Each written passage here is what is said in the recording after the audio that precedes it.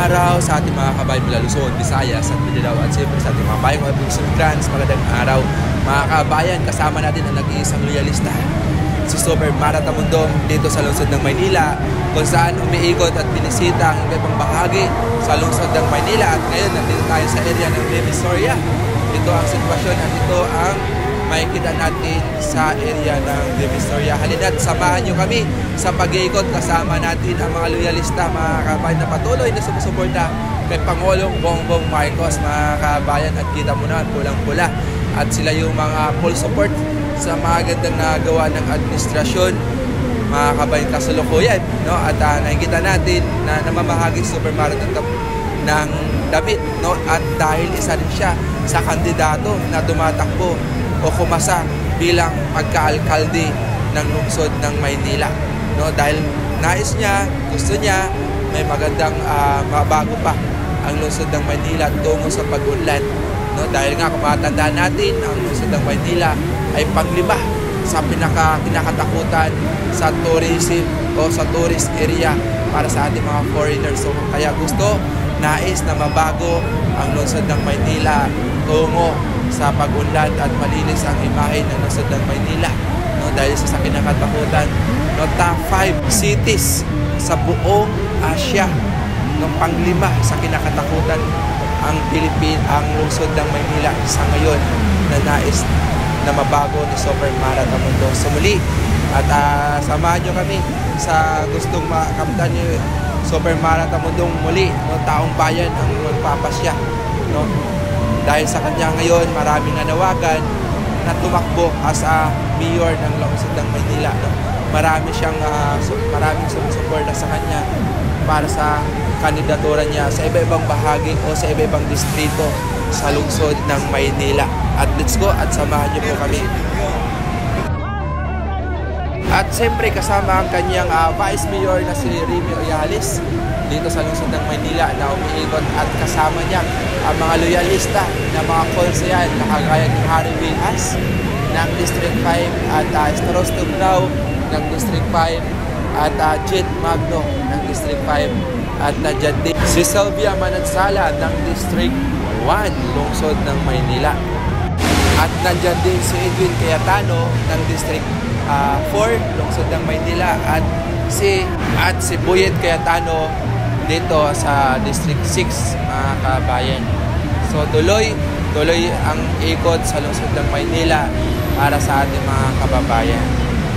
Edwin Salvi ng District 6 sa lungsod ng Maynila. Sila yung mga konsehal na kasama ni Super Maratha Mundong dito sa pag-iikot, na full support sila kahit magkaiba man ng district, no, na pinupuntahan ng mga konsehal, ay sumasama sila kahit hindi na sa kanila baluarte, dahil full support sila sa ating mayora, si Super Maratha Mundong, na umiikot, no, na nangarap na maganda ang magagawa pa niya sa lungsod ng Maynila.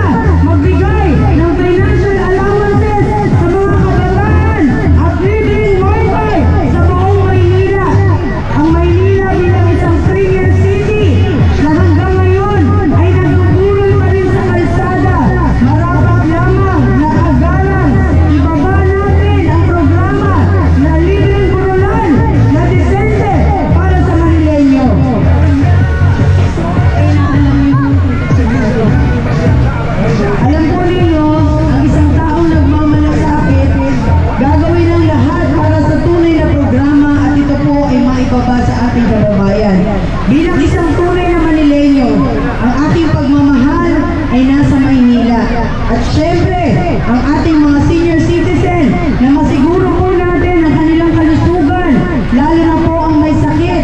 Kaya agaran po ang gagawin nating programa na malagyan, na makabagong kagamitan, ang mga ospital at mga eskwelahan na magagamit ng mga mag-aaral. At the same time, yung ating programa po para sa ating tanod, lupon, barangay, na ibalik po ang kanilang pondo na binawas at dagdagan pa para sa kanilang mga benepisyo.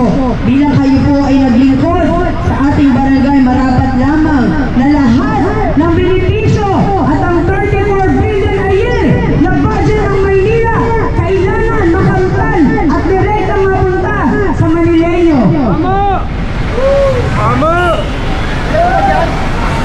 Kaya naman sa ating mga kababayan hanggang ngayon, tayo po naturingan Manileño pero hindi pa rin po tayo nagkakaroon ng sariling lupain sa Maynila. Ito po ay aaksyonan natin na ang Manileño ay masiguro po na may sariling tahanan sa Maynila. At syempre dahil nauubos na po ang ating mga historical landmark, ang mga historical places sa Maynila, ang aming team, ang aking team ay sisiguraduhin po na maglagay at magbigay ng matibay na ordinansa para maproteksyonan po ang mga lupain sa Maynila.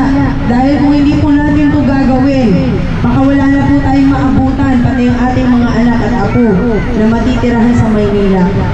Kailangan lamang mamulat po tayo sa katotohanan na ang Maynila ay para sa Manileño.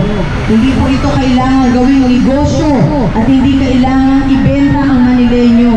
Kung hindi kailangan agarang ibaba ang mga programa na direkta po sa Manileño. Alam po ninyo ang budget na 34 billion a year. Ni minsan hindi ko po natikman at hindi natin natikman bilang Manileño. Kaya tayo po dapat maging transparent at ipakita kung saan napupunta ang budget ng Maynila. Dahil kung hindi, kawawa naman po yung ating mga anak at apo. Ang hirap po ng buhay ngayon. Ramdam po natin ng bawat isa kung ano pong pinagdaraanan ng Manileño. Alam naman po natin kung ano po ang sitwasyon natin ngayon. Kaya kailangan ito po ay ating agarang aksyonan at pansinin. At tayo po bilang Manileño, kailangan magkaisa po tayo para sa isang magandang hangarin para dito po sa Maynila. Bago naman! Bago naman! Nandito po ang aking Vice Mayor at ang aking mga konsehal na kung gusto po ninyo, babati po kayo Vice para sa kanila.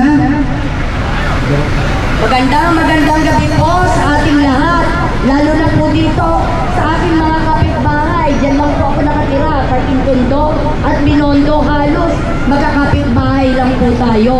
Narito po ngayon, bumisita po sa atin ang Mayora Mara Tamundong, superhero ng mga senior citizen.